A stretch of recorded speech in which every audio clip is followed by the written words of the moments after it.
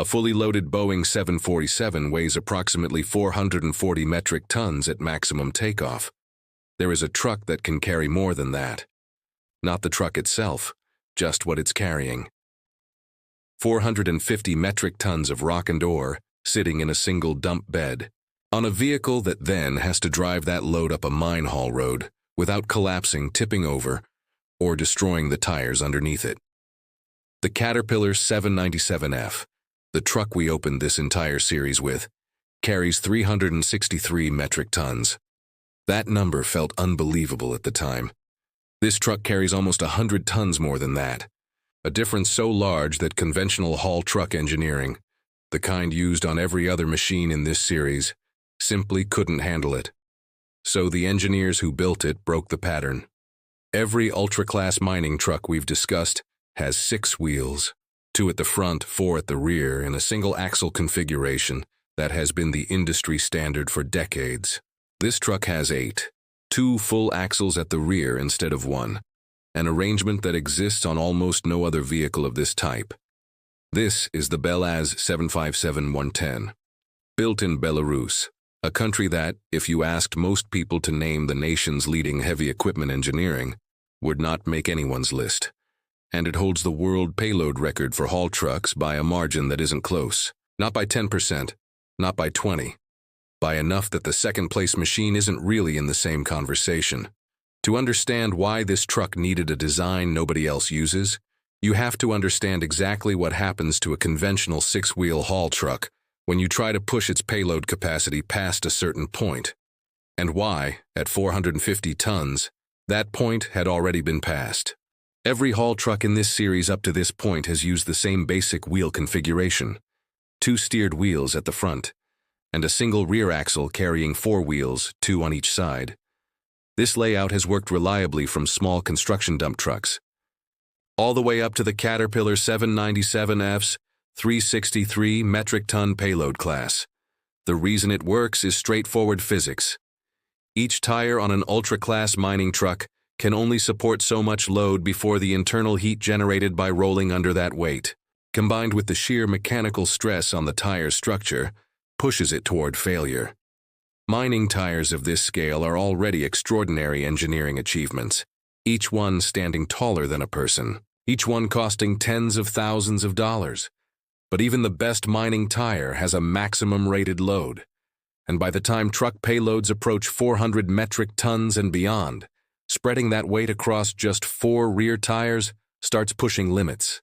BelAZ's engineers, designing a truck meant to carry 450 metric tons, a payload roughly 25% beyond what the largest 6-wheel trucks could manage, faced a choice.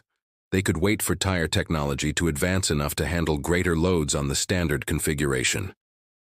Or they could add more tires, distributing the payload across a larger contact area and reducing the load each individual tire had to bear.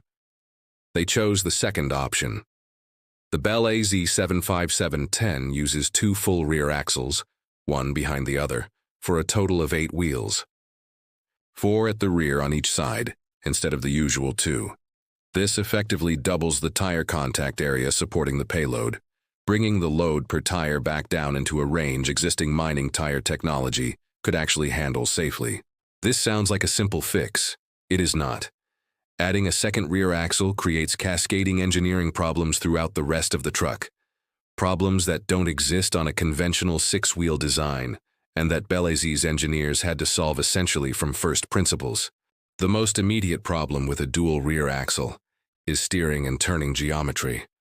On a standard 6-wheel truck, the single rear axle simply follows the path set by the front steering wheels, with enough natural give in the tire contact patches to accommodate the truck's turning radius.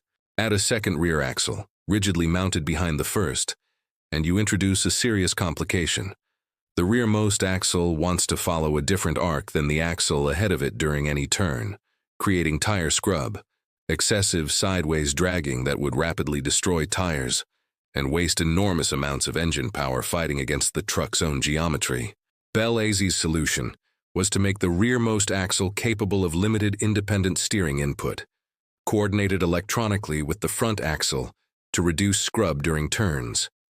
This is a level of steering complexity that essentially no other production haul truck requires, because no other production haul truck has this axle configuration in the first place. The drivetrain itself required equally significant rethinking. The BelAZ 75710 uses a diesel-electric propulsion system, broadly similar in concept to the systems we've discussed throughout this series. Two enormous diesel engines. In this case, rather than the single engine used on most ultra-class trucks, combined output reaching approximately 4,600 horsepower, driving generators that power electric traction motors. But where a standard truck sends that electric power to two rear-wheel motors, the BelAZ 75710 needs to distribute it across four rear-wheel positions, with control software managing power delivery and traction across twice as many drive wheels as a conventional design. The frame and suspension had to be re-engineered around the same problem from a different angle, supporting 450 metric tons of payload, plus the truck's own substantial weight. Across an 8-wheel configuration means the load paths through the chassis are fundamentally different from anything on a 6-wheel truck. The structural analysis required to ensure the frame could handle these loads through millions of operating cycles, without the fatigue failures that would be catastrophic at this scale, meant BelAZ's engineers were working largely without the decades of accumulated 6-wheel design experience that Caterpillar, Komatsu, and Liebherr could draw on for their own ultra-class trucks. And this is where the BelAZ 75710 story becomes genuinely remarkable, rather than just impressive. Belarus, as a country, does not have the deep, decades-long heavy equipment manufacturing heritage of the United States, Japan, or Germany. BelAZ built the record-holding payload truck in the world, using an engineering team and industrial base that, by the standards of the companies it was competing against, was working with a fraction of the accumulated institutional experience. The BelAZ 75710's overall dimensions reflect its extreme payload capacity. The truck stands approximately 8.16 meters tall, taller than a 2-story building, and measures roughly 20.6 meters long.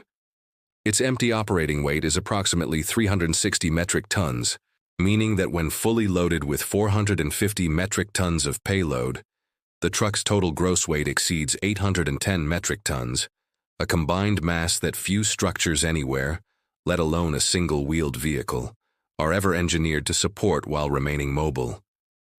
The 8 tires used on the BelAZ 75710 are, individually, similar in scale to the tires used on other ultra-class trucks in this series, roughly 4 meters in diameter, each weighing several thousand kilograms. The difference is entirely in the count and arrangement. Doubling the rear tire count from 4 to 8 doesn't just reduce load per tire. It also means the truck requires and consumes roughly double the tire replacement budget of a conventional 6-wheel machine over its operating lifetime. One of the direct trade-offs of the design that mine operators evaluating the truck have to weigh against its payload advantage. Fuel consumption scales with the truck's extraordinary weight and power requirements. The twin diesel engines, working together, to move over 800 metric tons of combined truck and payload weight up mine haul road grades, consume fuel at rates that place the 75710 among the highest fuel-consuming vehicles ever put into regular commercial operation, a cost that mine operators factor directly into the economics of choosing this truck over smaller alternatives. The truck's turning radius, despite the steering compromises engineered into the dual rear axle, remains larger than a comparable 6-wheel truck's, which limits the BelAZ 75710's deployment to mines with sufficiently wide haul roads and loading areas.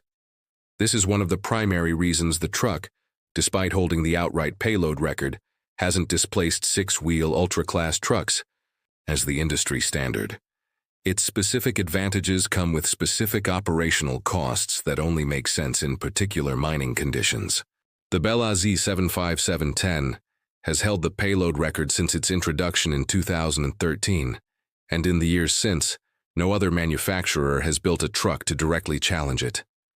Caterpillar, Komatsu, Liebherr, and Hitachi have all continued developing their 6-wheel ultra-class trucks, pushing incremental improvements in payload, fuel efficiency, and autonomous capability. They focus on that established architecture, without attempting to match the BelAZ 757-2010's unique 8-wheel approach. This isn't necessarily a sign that BelAZ's engineering was flawed.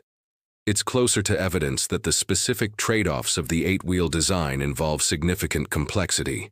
The doubled tire costs, reduced turning radius, and specialized steering requirements only make commercial sense for a narrow set of applications where maximum payload matters most.